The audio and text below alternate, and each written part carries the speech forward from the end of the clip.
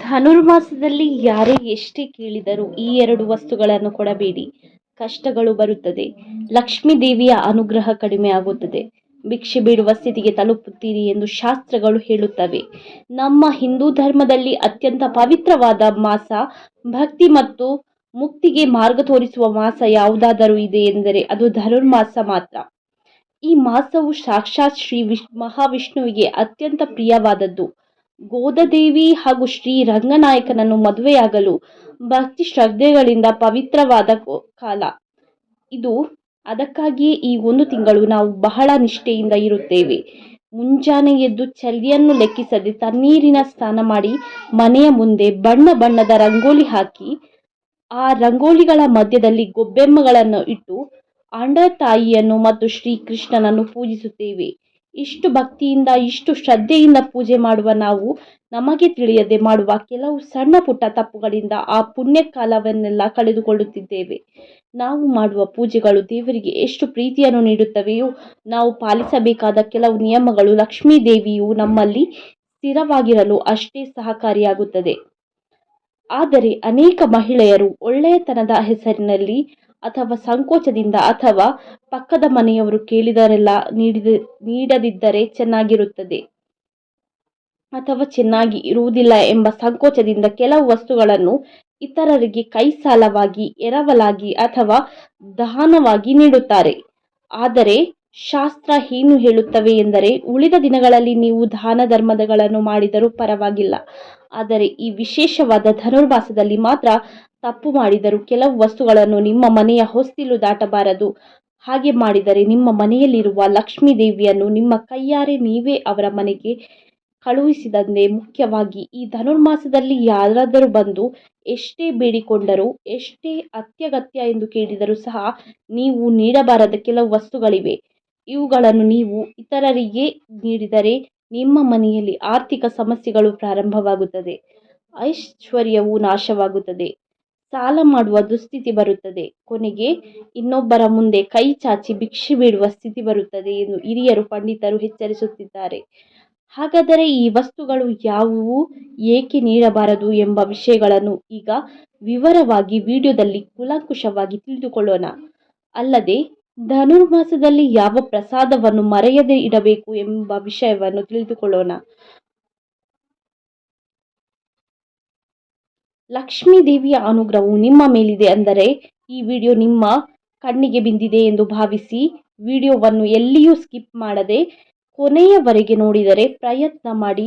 ಆಗಲೇ ನಿಮಗೆ ಸಂಪೂರ್ಣ ವಿವರಗಳು ತಿಳಿಯುತ್ತವೆ. ಇನ್ನು ತಡ ಮಾಡದೆ ವಿಡಿಯೋಗೆ ಹೋಗೋಣ. ವಿಡಿಯೋಗೆ ಹೋಗುವ ಮೊದಲು ಶ್ರೀಮನ್ ಲಕ್ಷ್ಮೀ ದೇವಿಯೇ ನಮಃ ಎಂದು ಒಂದು ಸಣ್ಣ ಕಮೆಂಟ್ ಮಾಡಿ. ಅಲ್ಲದೆ ಈ ವಿಡಿಯೋಗೆ ಒಂದು ಲೈಕ್ ಮಾಡಲು ಮರೆಯಬೇಡಿ. ನಮ್ಮ ಹಿರಿಯರು ಅನೇಕ ಆಚಾರಗಳನ್ನು, ಸಂಪ್ರದಾಯಗಳನ್ನು ನಮಗೆ ನೀಡಿದ್ದಾರೆ. ಅವುಗಳ ಹಿಂದೆ ಎಷ್ಟೋ ವೈಜ್ಞಾನಿಕತೆ, ಅನೇಕ ಆಧ್ಯಾತ್ಮಿಕ ರಹಸ್ಯಗಳು ಅಡಗಿವೆ. ಧನುರ್ಮಾಸದಲ್ಲಿ ದಾನ ಧರ್ಮಗಳಿಗೆ ವಿಶೇಷ ಪ್ರಾಮುಖ್ಯತೆ ಇದೆ. ಈ ಮಾಸದಲ್ಲಿ ಅನ್ನದಾನ, ವಸ್ತ್ರದಾನ ಮಾಡುವುದರಿಂದ ಅಷ್ಟೈಶ್ವರ್ಯಗಳು ಪ್ರಾಪ್ತವಾಗುತ್ತದೆ ಎಂದು ಶಾಸ್ತ್ರಗಳು ಹೇಳುತ್ತವೆ. ಆದರೆ ದಾನ ಮಾಡಲು ಕೆಲವು ನಿಯಮಗಳಿವೆ. ಯಾವುದನ್ನು ಬೇಕಾದರೂ ಯಾವಾಗ ಬೇಕಾದರೂ ದಾನ ಮಾಡಬಾರದು. ಕೆಲವು ವಸ್ತುಗಳು ನಮ್ಮ ಮನೆಯ ಐಶ್ವರ್ಯಕ್ಕೆ, ನಮ್ಮ ಸೌಭಾಗ್ಯಕ್ಕೆ ಪ್ರತೀಕವಾಗಿರುತ್ತದೆ. ಅಂತಹ ವಸ್ತುಗಳನ್ನು ನಮ್ಮ ಕೈಯಾರೆ ಇತರರಿಗೆ ನೀಡಿದರೆ ನಮ್ಮ ಮನೆಗೆ ಬರಬೇಕಾದ ಲಕ್ಷ್ಮೀ ದೇವಿಯನ್ನು ನಾವೇ ಬೇಡವೆಂದಂತೆ ಆಗುತ್ತದೆ. ಈ ನಿಯಮವನ್ನು ಎಲ್ಲಾ ದಿನಗಳಲ್ಲಿ ಪಾಲಿಸಬೇಕಾದರೂ ಧನುರ್ಮಾಸದಲ್ಲಿ ಇದರ ಪರಿಣಾಮ 100 ಪಟ್ಟು ಹೆಚ್ಚಾಗಿರುತ್ತದೆ. ಏಕೆಂದರೆ ಈ ಮಾಸದಲ್ಲಿ ಎಲ್ಲಾ ದೇವರುಗಳು ಭೂಮಿಯ ಮೇಲೆ ಸಂಚರಿಸುತ್ತಿರುತ್ತಾರೆ. ಈ ಪವಿತ್ರ ಮಾಸದಲ್ಲಿ ನಾವು ತಿಳಿದೋ ತಿಳಿಯದೆಯೋ ಮಾಡುವ ಕೆಲವು ಸಣ್ಣ ಪುಟ್ಟ ತಪ್ಪುಗಳಿಂದ, ಕೆಲವು ಅನುಚಿತ ಕೆಲಸಗಳಿಂದ ನಾವು ಮಾಡಿದ ಪುಣ್ಯವೆಲ್ಲ ನಾಶವಾಗುವುದಲ್ಲದೆ ತೀವ್ರ ಕಷ್ಟ ನಷ್ಟಗಳನ್ನು, ದಾರಿದ್ರ್ಯವನ್ನು ನಮ್ಮ ಕೈಯಾರೆ ತಂದುಕೊಂಡವರಂತಾಗುತ್ತದೆ. ನಮ್ಮ ಮನೆಯ ಐಶ್ವರ್ಯವನ್ನು, ನಮ್ಮ ಸೌಭಾಗ್ಯವನ್ನು, ನಮ್ಮ ಆನಂದವನ್ನು ನಾವೇ ಕೈಯಾರ ನಾಶ ಮಾಡಿಕೊಂಡಂತೆ ಆಗುತ್ತದೆ. ಮುಖ್ಯವಾಗಿ ಮನೆಗೆ ದೀಪ ಸ್ತ್ರೀ ಎಂದು ಹೇಳುತ್ತಾರೆ. ಒಂದು ಮನೆಯನ್ನು ಉನ್ನತವಾಗಿ ರೂಪಿಸಬೇಕೆಂದರೂ, ಅದನ್ನು ಪಾತಾಳಕ್ಕೆ ತಳ್ಳಬೇಕೆಂದರೂ ಆ ಮನೆಯ ಮಹಿಳೆಯರ ಕೈಯಲ್ಲೇ ಇರುತ್ತದೆ. ಅದಕ್ಕಾಗಿಯೇ ಅವಳನ್ನು ಗೃಹಲಕ್ಷ್ಮಿ ಎಂದು ಕರೆಯುತ್ತಾರೆ. ಆ ಮನೆಯನ್ನು ಸರಿಪಡಿಸುವ ಜವಾಬ್ದಾರಿ, ಆ ಮನೆಯ ಸಿರಿ ಸಂಪತ್ತುಗಳನ್ನು ಕಾಪಾಡುವ ಜವಾಬ್ದಾರಿ, ಆ ಮನೆಯ ಗೌರವ ಮರ್ಯಾದೆಗಳನ್ನು ಹೆಚ್ಚಿಸುವ ಜವಾಬ್ದಾರಿ ಹೆಚ್ಚಾಗಿ ಮಹಿಳೆಯರ ಮೇಲಿರುತ್ತದೆ. ಆದ್ದರಿಂದ ಈ ಅತ್ಯಂತ ಪವಿತ್ರವಾದ ಧನುರ್ಮಾಸದಲ್ಲಿ ಮಹಿಳೆಯರು ಕೆಲವು ವಿಷಯಗಳನ್ನು ಅತ್ಯಂತ ಎಚ್ಚರಿಕೆಯಿಂದ ಅಥವಾ ಅತ್ಯಂತ ಜಾಗರೂಕತೆಯಿಂದ ವರ್ತಿಸಬೇಕು. ಶಾಸ್ತ್ರವು ಕೆಲವು ವಸ್ತುಗಳನ್ನು ನಮ್ಮ ಮನೆಯ ಐಶ್ವರ್ಯಕ್ಕೆ, ಸೌಭಾಗ್ಯಕ್ಕೆ ಪ್ರತೀಕಗಳೆಂದು ಹೇಳುತ್ತವೆ. ಅಂತಹ ವಸ್ತುಗಳನ್ನು ಈ ಮಾಸದಲ್ಲಿ ಇತರರಿಗೆ ಸಾಲವಾಗಿ, ದಾನವಾಗಿ ಅಥವಾ ಕನಿಷ್ಠ ಕೈ ಬದಲಾಗಿ ಕೂಡ ನೀಡಬಾರದು. ಒಂದು ವೇಳೆ ತಪ್ಪಾಗಿ ಈ ನಿಯಮವನ್ನು ಉಲ್ಲಂಘಿಸಿದರೆ ಸಾಕ್ಷಾತ್ ಶ್ರೀ ಮಹಾಲಕ್ಷ್ಮೀ ದೇವಿಯು ಆ ಮನೆಯ ಮೇಲೆ ಮುನಿಸಿಕೊಂಡು ಶಾಶ್ವತವಾಗಿ ಆ ಗೃಹವನ್ನು ಬಿಟ್ಟು ಹೋಗುತ್ತಾರೆ.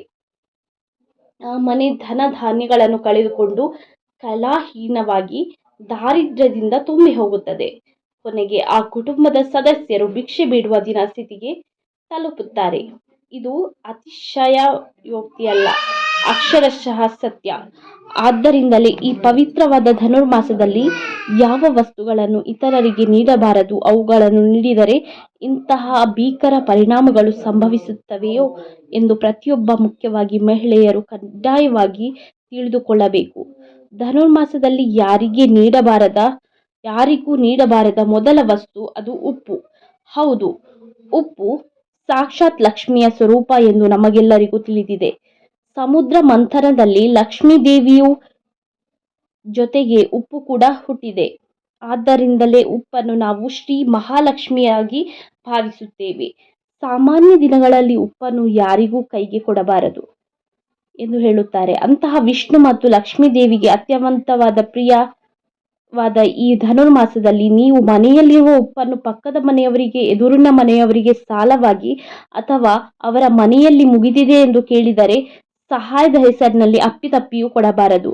ಸಾಯಂಕಾಲದ ಸಮಯದಲ್ಲಿ ಅಪ್ಪಿತಪ್ಪಿಯೂ ಕೊಡಬಾರದು. ಒಂದು ವೇಳೆ ಯಾರಾದರೂ ಬಂದು ಅಮ್ಮ, ಅಡುಗೆಯಲ್ಲಿ ಉಪ್ಪು ಕಡಿಮೆ ಆಗಿದೆ, ಸ್ವಲ್ಪ ಉಪ್ಪು ಇದ್ದರೆ ಕೊಡಿ ಎಂದು ಕೇಳಿದರೆ ನಿರ್ದಾಕ್ಷಿಣ್ಯವಾಗಿ ಇಲ್ಲ ಎಂದು ಹೇಳಿಬಿಡಿ, ಅಥವಾ ಈಗ ಕೊಡಬಾರದು ಎಂದು ಹೇಳಿ. ಅಷ್ಟೇ ಹೊರತು ಅಯ್ಯೋ ಪಾಪ ಎಂದು ನಿಮ್ಮ ಡಬ್ಬದಲ್ಲಿರುವ ಉಪ್ಪನ್ನು ತೆಗೆದು ಅವರ ಕೈಗೆ ಹಾಕಿದರೆ ಆ ಕ್ಷಣವೇ ನಿಮ್ಮ ಮನೆಯಲ್ಲಿರುವ ಸಂಪತ್ತು ಅವರ ಮನೆಗೆ ವರ್ಗಾವಣೆಯಾಗುತ್ತದೆ. ಉಪ್ಪು ಹೇಗೆ ನೀರಿನಲ್ಲಿ ಕರಗಿ ಹೋಗುತ್ತದೆಯೋ ಹಾಗೆ ನಿಮ್ಮ ಮನೆಯಲ್ಲಿರುವ ಹಣವು ಅನಾವಶ್ಯಕ ಖರ್ಚುಗಳ ರೂಪದಲ್ಲಿ ಕರಗಿ ಹೋಗುತ್ತವೆ. ಆದ್ದರಿಂದ ಈ 1 ತಿಂಗಳು ಉಪ್ಪಿನ ವಿಷಯದಲ್ಲಿ ಬಹಳ ಜಾಗರೂಕರಾಗಿರಿ. ಎರಡನೆಯದ್ದು ಮತ್ತು ಅನೇಕ ಜನರು ಆಗಾಗ್ಗೆ ಕೊಡುವ ವಸ್ತು ಅಕ್ಕಿ ಅನ್ನ. ಪರಬ್ರಹ್ಮ ಸ್ವರೂಪ ಅನ್ನದಾನ ಮಾಡುವುದು ಬಹಳ ದೊಡ್ಡ ವಿಷಯ ಎಂದು ನಮಗೆ ತಿಳಿದಿದೆ. ಆದರೆ ಇಲ್ಲಿ ನೆನಪಿಟ್ಟುಕೊಳ್ಳಬೇಕಾದ ವಿಷಯವೇನೆಂದರೆ ಹಸಿದವರಿಗೆ ಅನ್ನ ಹಾಕುವುದು ಬೇರೆ, ನಮ್ಮ ಮನೆಯಲ್ಲಿ ಬಳಸುವ ಅಕ್ಕಿ ಡಬ್ಬದಿಂದ ಅಕ್ಕಿಯನ್ನು ತೆಗೆದು ಪಕ್ಕದ ಮನೆಯವರಿಗೆ ಸಾಲವಾಗಿ ಕೊಡುವುದು ಬೇರೆ. ಧನುರ್ಮಾಸದಲ್ಲಿ ಧಾನ್ಯವು ಲಕ್ಷ್ಮೀ ದೇವಿಯಾಗಿ ಪರಿವರ್ತಿತವಾಗುತ್ತದೆ. ಆದ್ದರಿಂದ ಈ ಮಾಸದಲ್ಲಿ ನಮ್ಮ ಮನೆಯ ಅವಶ್ಯಕತೆಗಳಿಗಾಗಿ ತಂದ ಅಕ್ಕಿಯನ್ನು ಸಾಯಂಕಾಲದ ಸಮಯದಲ್ಲಿ ಅಥವಾ ರಾತ್ರಿಯಲ್ಲಿ ಇತರರಿಗೆ ನೀಡಬಾರದು. ಮುಖ್ಯವಾಗಿ ಸಂಧ್ಯಾಕಾಲ ಕಳೆದ ನಂತರ ಯಾರಿಗಾದರೂ ಅಕ್ಕಿ ಕೊಟ್ಟರೆ ಆ ಮನೆಯ ಯಜಮಾನನ ಆಯುಷ್ಯ ಕಡಿಮೆ ಆಗುತ್ತದೆ ಮತ್ತು ಆ ಮನೆಯಲ್ಲಿ ದಾರಿದ್ರ್ಯ ತಾಂಡವವಾಡುತ್ತದೆ ಎಂಬ ನಂಬಿಕೆ ಇದೆ. ಹೋಗುವಂತೆ ಯಾರಾದರೂ ಬಡವರು ಹಸಿವು ಎಂದು ಬಂದರೆ ಅವರಿಗೆ ಹೊಟ್ಟೆ ತುಂಬ ಹಣ್ಣ ಹಾಕಿ, ಆದರೆ ನಮ್ಮ ಮನೆಯಲ್ಲಿ ಅಕ್ಕಿ ಮುಗಿದಿದೆ, ನಾಳೆ ತಂದು ಕೊಡುತ್ತೇವೆ, ಕೂಡಿಗೆ 2 ಗ್ಲಾಸ್ ಅಕ್ಕಿ ಕೊಡಿ ಎಂದು ಯಾರಾದರೂ ಕೇಳಿದರೆ ಮಾತ್ರ ತಪ್ಪು ಮಾಡಿದರೂ ಸಹ ಈ ಒಂದು ವಸ್ತುವನ್ನು ಕೊಡಬೇಡಿ. ನಿಮ್ಮ ಮನೆಯಲ್ಲಿರುವ ಲಕ್ಷ್ಮಿ ಕಳವನ್ನು ನೀವು ಹೊರಗೆ ಕಳುಹಿಸಬಾರದು. ಬೇಕಿದ್ದರೆ ಅಕ್ಕಿಯ ಬದಲು ಬೇಯಿಸಿದ ಅನ್ನವನ್ನು ಕೊಡಿ ಅಷ್ಟೇ. ಆದರೆ ಈ ಮಾಸದಲ್ಲಿ ಅಕ್ಕಿಯನ್ನು ಸಾಲವಾಗಿ ಕೊಡುವುದು ಒಳ್ಳೆಯದಲ್ಲ, ಏಕೆಂದರೆ ಅಕ್ಕಿ ಕೊಡುವುದರಿಂದ ನಿಮ್ಮ ಜಾತಕದಲ್ಲಿ ಶುಕ್ರ ಬಲ ಕಡಿಮೆಯಾಗಿ ಆರ್ಥಿಕ ತೊಂದರೆ ಉಂಟಾಗುವ ಸಾಧ್ಯತೆ ಇರುತ್ತದೆ. ಇನ್ನು 3ನೆಯ ವಸ್ತು ಶನಿದೇವರಿಗೆ ಇಷ್ಟವಾದ ವಸ್ತು ಮತ್ತು ಶನಿ ಪ್ರಭಾವ ಇರುವ ವಸ್ತು. ಧನುರ್ಮಾಸದಲ್ಲಿ ನಾವು ನಿತ್ಯ ದೀಪಾರಾಧನೆ ಮಾಡುತ್ತೇವೆ. ದೀಪವು ಲಕ್ಷ್ಮಿಯ ಸ್ವರೂಪ, ಆದರೆ ಅದರಲ್ಲಿ ಸುರಿಯುವ ಎಣ್ಣೆ ನಮ್ಮ ಕಷ್ಟಗಳನ್ನು ಹೋಗಲಾಡಿಸುವ ಸಾಧನ. ಈ ಸಮಯದಲ್ಲಿ ನೀವು ನಿಮ್ಮ ಮನೆಯಲ್ಲಿರುವ ನೀವು ಯಾರಿಗಾದರೂ ಸಾಲವಾಗಿ ನೀಡಿದರೆ ಅವರ ಕಷ್ಟಗಳು ಮತ್ತು ಅವರ ಪ್ರಭಾವವನ್ನು ನೀವೇ ಆಹ್ವಾನಿಸಿದಂತೆ ಆಗುತ್ತದೆ, ಅಥವಾ ನಿಮ್ಮ ಮನೆಯಲ್ಲಿರುವ ಸೌಭಾಗ್ಯವನ್ನು ಅವರಿಗೆ ದಾರಿ ಎರೆದಂತೆ ಆಗುತ್ತದೆ. ಪಕ್ಕದ ಮನೆಯವರು ಬಂದು ಡೀಪ್ ಫ್ರೈ ಮಾಡಲು ತಕ್ಷಣವೇ ಸಾಕಾಗಲಿಲ್ಲ, ಸ್ವಲ್ಪ ಕೊಡಿ ಎಂದು ಕೇಳಿದರೆ ದಯವಿಟ್ಟು ಕೊಡಬೇಡಿ. ಎಣ್ಣೆಯನ್ನು ದಾನ ಮಾಡಬೇಕೆಂದರೆ ಅದು ಕೇವಲ ಶನಿವಾರದಂದು ನವಗ್ರಹಗಳ ಬಳಿ ಅಥವಾ ದೇವಸ್ಥಾನದಲ್ಲಿ ಮಾತ್ರ ಮಾಡಬೇಕು, ಹೊರತು ಮನೆಯ ಬಳಿ ಪಕ್ಕದವರಿಗೆ ಕೇಳಿದಾಗೆ ಕೊಡಬಾರದು. ಹಾಗೆ ಕೊಟ್ಟರೆ ಸಾಲಗಳ ಬಾಧೆಗಳು ಸುತ್ತುವರಿಯುತ್ತವೆ. ನೀವು ಎಷ್ಟೇ ಸಂಪಾದಿಸಿದರೂ ಅದು ಎಣ್ಣೆಯಂತೆ ಸುಟ್ಟು ಹೋಗುತ್ತವೆ ಹೊರತು ಕೈಯಲ್ಲಿ ನಿಲ್ಲುವುದಿಲ್ಲ. ಆರೋಗ್ಯ ಸಮಸ್ಯೆಗಳು ಸಹ ಬರುವ ಅಪಾಯವಿದೆ. ಮುಂದಿನ ವಸ್ತು ಹಾಲು ಮತ್ತು ಮೊಸರು. ಗೋದಾದೇವಿ ಶ್ರೀ ಕೃಷ್ಣನನ್ನು ಪೂಜಿಸುವಾಗ ಹಾಲು, ಮೊಸರು, ಬೆಣ್ಣೆಯನ್ನು ನಿವೇದಿಸುತ್ತಿದ್ದಳು ಎಂದು ನಮಗೆ ತಿಳಿದಿದೆ. ಆಂಡಾಳ ತಾಯಿ ಹಾಲು ಒಡೆಯುತ್ತದೆ ದೇಯೋ ಎಂಬ ಭಯದಿಂದ ಮೊಸರು ಕಡೆಯುವುದನ್ನು ಸಹ ಬಿಟ್ಟು ಶ್ರೀಕೃಷ್ಣನ ಧ್ಯಾನದಲ್ಲಿ ಮುಳುಗಿ ಹೋಗುತ್ತಿದ್ದಳು.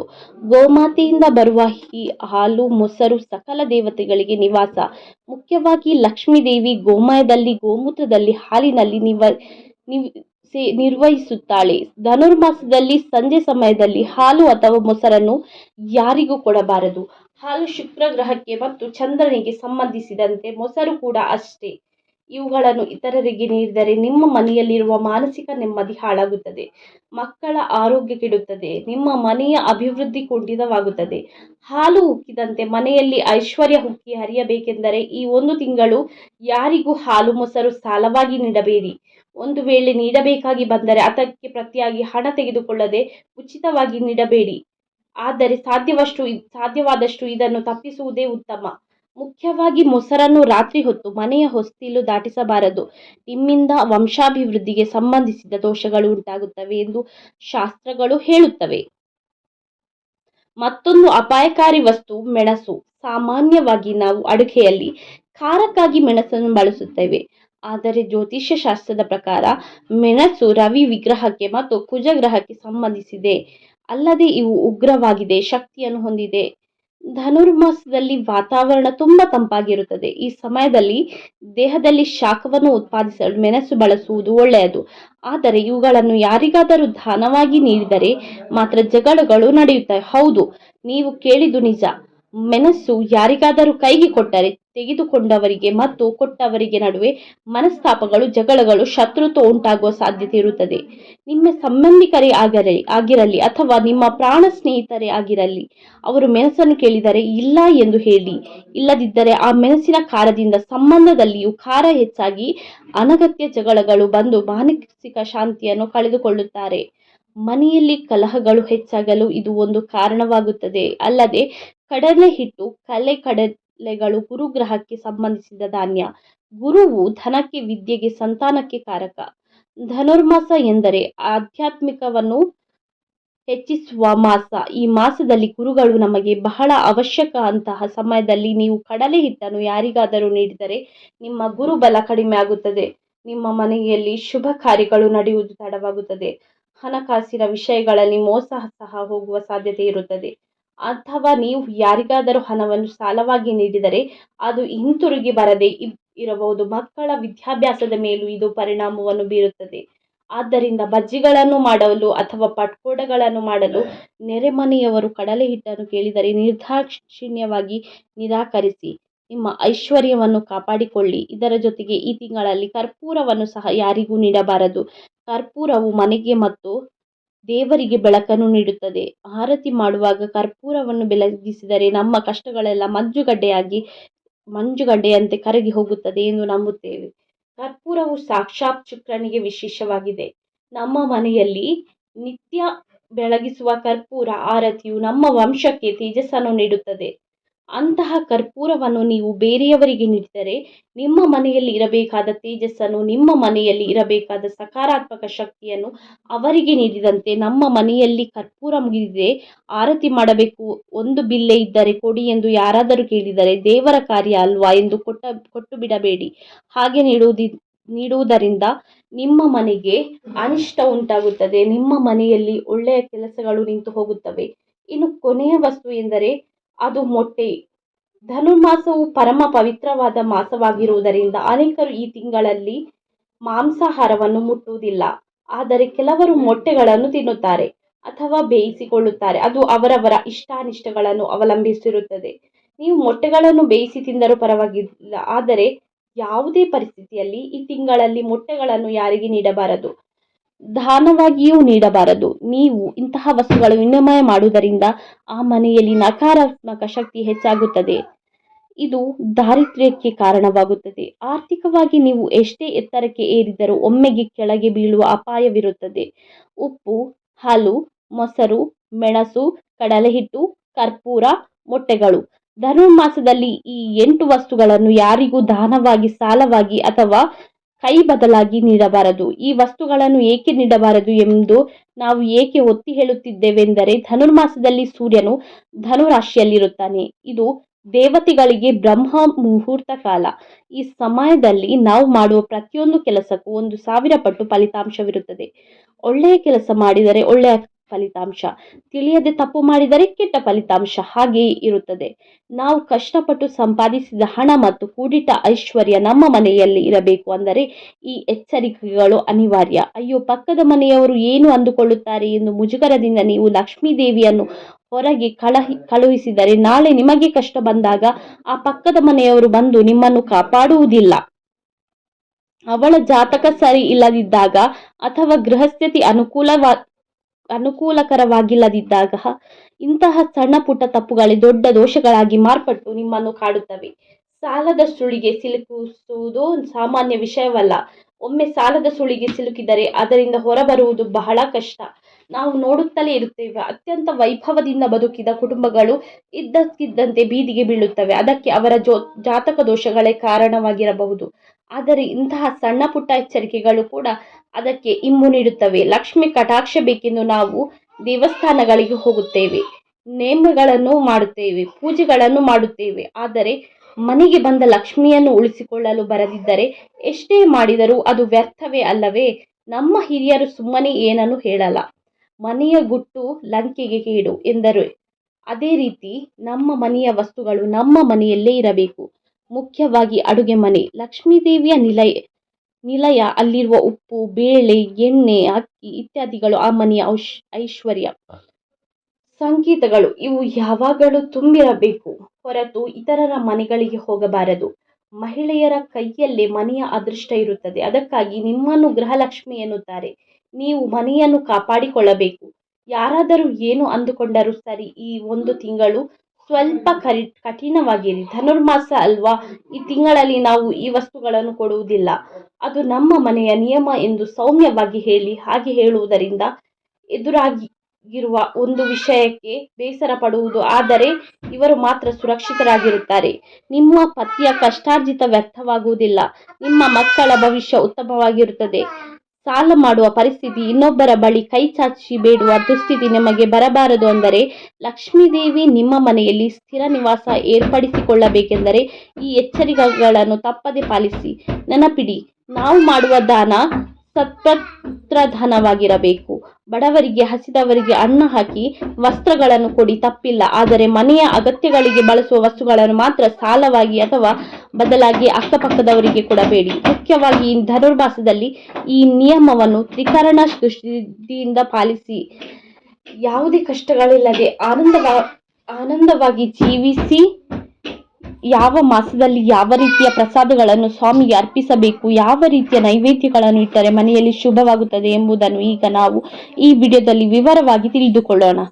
ಕಾರ್ತಿಕ ಮಾಸ, ಮಾಘ ಮಾಸ, ಶ್ರವಣ ಮಾಸ ಹೀಗೆ ಈ ತಿಂಗಳಿಗೆ ಮಾತ್ರ ಹೆಚ್ಚು ಪ್ರಾಮುಖ್ಯತೆ ಇದೆ ಎಂದು ಅನೇಕರು ಭಾವಿಸುತ್ತಾರೆ. ಆದರೆ ಧನುರ್ಮಾಸ ಕೂಡ ಬಹಳ ಆಧ್ಯಾತ್ಮಿಕ ಪ್ರಯೋಜನಗಳನ್ನು ಹೊಂದಿರುವ ತಿಂಗಳು ಎಂದು ಅನೇಕರಿಗೆ ತಿಳಿದಿಲ್ಲ. ಈ ತಿಂಗಳು ಕೂಡ ಬಹಳ ವಿಶೇಷವಾಗಿದೆ. ಧನುರ್ಮಾಸದಾದ್ಯಂತ ಬೆಳಿಗ್ಗೆ ಸಂಜೆ ಮನೆ ಸ್ವಚ್ಛಗೊಳಿಸಿ ದೀಪಾರಾಧನೆ ಮಾಡುವುದರಿಂದ ಮಹಾಲಕ್ಷ್ಮಿಯ ಕರುಣ ಕಟಾಕ್ಷಗಳು ಸಿದ್ಧಿಸುತ್ತದೆ. ಧನುರ್ಮಾಸ ವಿಷ್ಣುವಿಗೆ ಬಹಳ ವಿಶೇಷವಾದದ್ದು. ಈ ಧನುರ್ಮಾಸದಲ್ಲಿ ಉಭಯ ಸಂಧ್ಯೆಗಳಲ್ಲಿ ಮನೆಯನ್ನು ಸ್ವಚ್ಛಗೊಳಿಸಿ ದೀಪಾರಾಧನೆ ಮಾಡುವುದರಿಂದ ಶ್ರೀ ಮಹಾಲಕ್ಷ್ಮಿಯ ಅನುಗ್ರಹವು ಲಭಿಸುತ್ತದೆ. ಈ ಮಾಸದಲ್ಲಿ ವಿಷ್ಣುವಿನ ಮಧುಸೂದ ಎಂಬ ಹೆಸರಿನಿಂದ ಪೂಜಿಸಿ. ಮೊದಲ 15 ದಿನಗಳು ಸಕ್ಕರೆ ಪೊಂಗಲ್ ಅಥವಾ ಪುಲೌಂಗಮ್ಗೆ ಸ್ವಾಮಿಗೆ ನೈವೇದ್ಯವಾಗಿ ಸಮರ್ಪಿಸಬೇಕು. ನಂತರ 15 ದಿನಗಳು ದಜ್ಜೋಜನ್ ಅರ್ಪಿಸಬೇಕು. ಇವೇ ಏಕೆ ನೈವೇದ್ಯಗಳಾಗಿ ಇಡಬೇಕು ಎಂಬ ವಿಷಯ ಅನೇಕರಿಗೆ ತಿಳಿದಿಲ್ಲ. ಸಾಕ್ಷಾತ್ ಶ್ರೀ ಮಹಾವಿಷ್ಣುವಿನ ರೂಪವಾದ ಜಗತ್ತಿನ ಬೆಳಕನ್ನು ನೀಡುವ ಸೂರ್ಯನು ಮಾರ್ಗಶಿರದಲ್ಲಿಯೇ ಧನಸ್ಸು ರಾಶಿಗೆ ಪ್ರವೇಶಿಸಿ ಧನುರ್ಮಾಸವಾಗಿ ಬದಲಾಗುತ್ತಾನೆ. ಮಾರ್ಗಶಿರ ಧನುರ್ಮಾಸ ಬೆರೆತ ದಿನಗಳಲ್ಲಿ ಹೇಮಂತ ಅರಳುತ್ತದೆ. ಎಲ್ಲರಲ್ಲೂ ಭಕ್ತಿ ಭಾವವನ್ನು ಹೆಚ್ಚಿಸುತ್ತದೆ. ಭಗವಂತನು ಒಂದು ರಾಶಿಯಿಂದ ಇನ್ನೊಂದು ರಾಶಿಗೆ ಪ್ರವೇಶಿಸಿದಾಗ ಪ್ರಕೃತಿ ಪುಳಕಿತಗೊಳ್ಳುವಂತೆ ಮಾನವ ದೇಹವು ಹಲವು ಬದಲಾವಣೆಗಳಿಗೆ ಒಳಗಾಗುತ್ತವೆ. ಆ ಸಮಯದಲ್ಲಿ ಬಲವರ್ಧಕ ಆಹಾರ ಸೇವಿಸಿದರೆ ಶಾರೀರಿಕ ವಿಕಾಸ ಉಂಟಾಗುತ್ತದೆ ಎಂದು ವೈದ್ಯಕೀಯ ತಜ್ಞರು ಹೇಳುತ್ತಾರೆ. ಅದಕ್ಕಾಗಿಯೇ ಧನುರ್ಮಾಸದಲ್ಲಿ ಮಾಡುವ ಪೂಜೆಗಳಿಗೆ ತಕ್ಕಂತೆ ತುಳಸಿ ತೀರ್ಥ, ಸಕ್ಕರೆ ಪೊಂಗಲ್ ಅಥವಾ ಕಟ್ಟು ಪೊಂಗಲ್, ದದ್ದೋಜನ್ ನಂತಹ ಪೌಷ್ಟಿಕಾಂಶ ಮೌಲ್ಯಗಳನ್ನು ಹೊಂದಿರುವ ಪ್ರಸಾದಗಳನ್ನು ಸೇವಿಸುತ್ತಾರೆ. ಈ ಧನುರ್ಮಾಸದಲ್ಲಿ ನೀಡಲಾಗಿರುವ ಪ್ರಸಾದಗಳು ಅನೇಕ ಪೌಷ್ಟಿಕಾಂಶದ ಮೌಲ್ಯಗಳೊಂದಿಗೆ ಸಂಬಂಧಿಸಿರುವುದು ವಿಶೇಷ. ಮೊದಲಿಗೆ ತೀರ್ಥ ಪ್ರಸಾದವಾಗಿ ನಾವು ಸ್ವಾಮಿಗೆ ಅರ್ಪಿಸಿ ಸ್ವೀಕರಿಸುವ ಪ್ರತಿಯೊಂದು ಪದಾರ್ಥಕ್ಕೂ ಉತ್ತಮ ಔಷಧೀಯ ಗುಣಗಳಿವೆ. ದೇವಾಲಯಗಳಲ್ಲಿ ದೇವರ ದರ್ಶನ ಪಡೆದ ನಂತರ ಅರ್ಚಕರು ನೀಡುವ ತೀರ್ಥವೇ ತುಳಸಿ ತೀರ್ಥ. ಇದನ್ನು ಭಕ್ತರು ಮೊದಲು ಪ್ರಸಾದವೆಂದು ಭಾವಿಸುತ್ತಾರೆ. ತುಳಸಿ ಎಲೆಗಳು, ಕರ್ಪೂರ, ಏಲಕ್ಕಿ ಬೀಜಗಳನ್ನು ಸೇರಿಸಿ ತೀರ್ಥವಾಗಿ ನೀಡುತ್ತಾರೆ. ಇದು ಮಾನಸಿಕ ಉದ್ವೇಗಗಳನ್ನು ನಿಯಂತ್ರಣದಲ್ಲಿಡುತ್ತದೆ.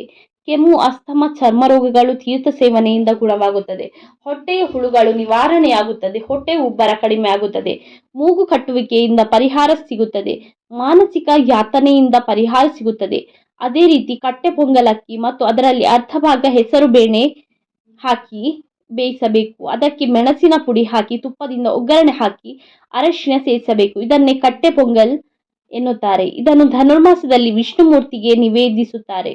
ಈ ಸಮಯದಲ್ಲಿ ಚಳಿ ಮತ್ತು ಮಂಜು ಹೆಚ್ಚಾಗಿರುತ್ತದೆ. ಕಟ್ಟೆ ಪೊಂಗಲ್ ತಿನ್ನುವುದರಿಂದ ಜೀರ್ಣಶಕ್ತಿ ಉತ್ತಮವಾಗಿರುತ್ತದೆ. ಕೀಲು ನೋವುಗಳ ನಿವಾರಣೆಯಾಗುತ್ತದೆ.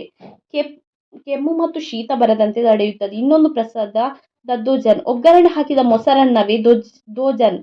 ಹಸುವಿನ ಹಾಲನ್ನು ಚೆನ್ನಾಗಿ ಕುದಿಸಿ ತಣ್ಣಗಾದ ಮೊಸರು, ಮೆಣಸು, ಹಿಂಗು, ಶುಂಠಿ ಇತ್ಯಾದಿಗಳನ್ನು ಅನ್ನದಲ್ಲಿ ಹಾಕಿ ಅದಕ್ಕೆ ಹಸುವಿನ ತುಪ್ಪದಿಂದ ಒಗ್ಗರಣೆ ಹಾಕಬೇಕು. ಧನುರ್ಮಾಸದ 2ನೇ ಪಕ್ಷದಲ್ಲಿ ಇದನ್ನು ಪ್ರಸಾದವಾಗಿ ಅರ್ಪಿಸಲಾಗುತ್ತದೆ. ಹೆಚ್ಚು ಚಳಿ ಇರುವ ಈ ಸಮಯದಲ್ಲಿ ದದ್ದೋಜನ್ ಪ್ರಸಾದವನ್ನು ಸೇವಿಸುವುದರಿಂದ ವಿಷ ಶೀತಲ್ ಜ್ವರ ಬರದಂತೆ ತಡೆಯುತ್ತದೆ. ವಿಷಯವೇನೆಂದರೆ ಧನುರ್ಮಾಸದಲ್ಲಿ ಹಗಲಿನ ಸಮಯ ಕಡಿಮೆ, ರಾತ್ರಿಯ ಸಮಯ ಹೆಚ್ಚು ಇರುತ್ತದೆ. ಇದರಿಂದ ಜೀರ್ಣಶಕ್ತಿ ಬಹಳ ಹೆಚ್ಚಾಗಿರುತ್ತದೆ. ಏಕೆಂದರೆ ರಾತ್ರಿಯಿಡೀ ಏನನ್ನು ತಿನ್ನದೆ ಹೆಚ್ಚು ಸಮಯ ಇರುತ್ತೇವೆ. ಆದ್ದರಿಂದ ಬೆಳಿಗ್ಗೆ ಎದ್ದ ತಕ್ಷಣ ಆಹಾರ ಸೇವಿಸಬೇಕು. ಹಾಗೆ ಮಾಡದೆ ಬೆಳಿಗ್ಗೆ 10 ಅಥವಾ 11 ಗಂಟೆ ತಿಂದರೆ ಜೀರ್ಣವಾಗುವುದಿಲ್ಲ. ಬೆಳಿಗ್ಗೆ ಎದ್ದ ತಕ್ಷಣ ತಿಂದರೆ ತಿಂದ ಪದಾರ್ಥ ಜೀರ್ಣವಾಗಲು ಬೇಕಾದ ಉಷ್ಣ ಶಕ್ತಿ ದೊರೆಯುತ್ತದೆ. ಆದ್ದರಿಂದ ಧನುರ್ಮಾಸದಲ್ಲಿ ಬೆಳಿಗ್ಗೆ ಎದ್ದ ತಕ್ಷಣ ಪೂಜೆ ಮಾಡಿ ಪ್ರಸಾದವನ್ನು ಸ್ವೀಕರಿಸಬೇಕೆಂದು ಹಿರಿಯರು ನಿಯಮ ಮಾಡಿದ್ದಾರೆ. ಪ್ರಮುಖ ನೈವೇದ್ಯಗಳು ಕಟ್ಟು ಪೊಂಗಲ್, ದದ್ದೋಜನ್. ಧನುರ್ಮಾಸದಲ್ಲಿ ತೊಗರಿಬೇಳೆ ಅಲ್ಲ, ಕೇವಲ ಹೆಸರು ಬೇಳೆಯನ್ನು ಮಾತ್ರ ತಿನ್ನಬೇಕೆಂದು ಹಿರಿಯರು ಹೇಳಿದ್ದಾರೆ. ಏಕೆಂದರೆ ಹೆಸರು ಬೇಳೆ ಬುದ್ಧನಿಗೆ ಸಂಕೇತ. ಬಿಎಂ ಚಂದ್ರನಿಗೆ 2 ಭಾಗ ಹೆಸರು ಬೇಳೆ, 1 ಭಾಗ ಅಕ್ಕಿ, ರವಿಗೆ ವಿಶೇಷ. ಅವರು ಮೆಣಸು ಮತ್ತು ತುಪ್ಪ ಬೆರೆಸಿ ಕಟ್ಟು ಪೊಂಗಲ್ ಮಾಡಿ ಬೆಳಿಗ್ಗೆ 6ರಿಂದ 9ರೊಳಗೆ ಪ್ರಸಾದವನ್ನು ನಿವೇದಿಸಿ ತಿನ್ನಬೇಕು. ಧನುರ್ಮಾಸದಲ್ಲಿ ಮೊದಲ 15 ದಿನಗಳು ಅಂದರೆ ಹುಣ್ಣಿಮೆಯವರೆಗೆ ಹೀಗೆ ಕಟ್ಟು ಪೊಂಗಲ್ ಪ್ರಸಾದವನ್ನು ಇಡಬೇಕು. ವರ್ಣವು ದಾಟಿದ ನಂತರ ದದ್ದೋಜನನ್ನು ನಿವೇದಿಸಬೇಕು. ಅನ್ನ ಮತ್ತು ಮೊಸರನ್ನು ಸಹ ಸಮ ಪ್ರಮಾಣದಲ್ಲಿ ಬೆರೆಸಿ ತಿನ್ನುವುದರಿಂದ ಮಾಡಿದ ಒಗ್ಗರಣೆಯನ್ನು ಹಾಕಿ ದದ್ದೋಜನನ್ನು ಮಾಡಬೇಕು. ಎಣ್ಣೆಯಿಂದ ಒಗ್ಗರಣೆ ಹಾಕಬಾರದು. ತುಪ್ಪದಿಂದಲೇ ಒಗ್ಗರಣೆ ಹಾಕಿ ದದ್ದೋಜನನ್ನು ಮಾಡಿ ಆ ದದ್ದೋಜನನ್ನು ಪ್ರಸಾದವಾಗಿ ಇಟ್ಟು ಸ್ವೀಕರಿಸಬೇಕೆಂದು.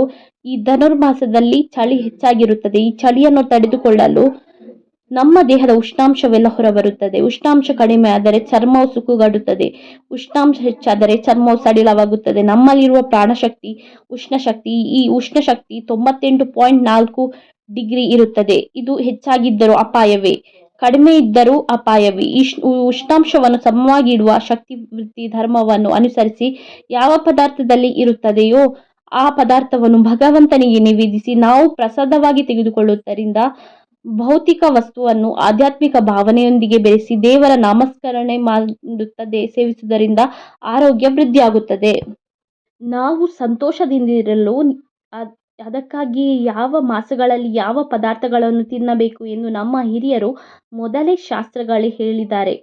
ಆ ಕ್ರಮದಲ್ಲಿ ಈ ಧನುರ್ಮಾಸದಲ್ಲಿ ಧನುರ್ಮಾಸದ ದಿನ ಕಟ್ಟು ಪೊಂಗಲ್, 15 ದಿನ ದಜ್ಜೋದವನ್ನು ತಿನ್ನಬೇಕು ಎಂದು ಹಿರಿಯರು ಹೇಳಿದ್ದಾರೆ. ಹೀಗೆ ಈ ಪ್ರಸಾದವನ್ನು ದೇವರಿಗೆ ಅರ್ಪಿಸಿ ತಿನ್ನುವುದರಿಂದ ಉತ್ತಮ ಆರೋಗ್ಯ ಮತ್ತು ಐಶ್ವರ್ಯ ಎರಡು ಸಿದ್ಧಿಸುತ್ತವೆ. ಆದ್ದರಿಂದ ಎಲ್ಲರೂ ಧನುರ್ಮಾಸದಲ್ಲಿ ಈ ಪ್ರಸಾದಗಳನ್ನು ಭಗವಂತನಿಗೆ ನಿವೇದಿಸಿ ಉತ್ತಮ ಆರೋಗ್ಯ ಐಶ್ವರ್ಯವನ್ನು ಪಡೆದು ಸಂತೋಷದಿಂದ ಬದುಕಿ.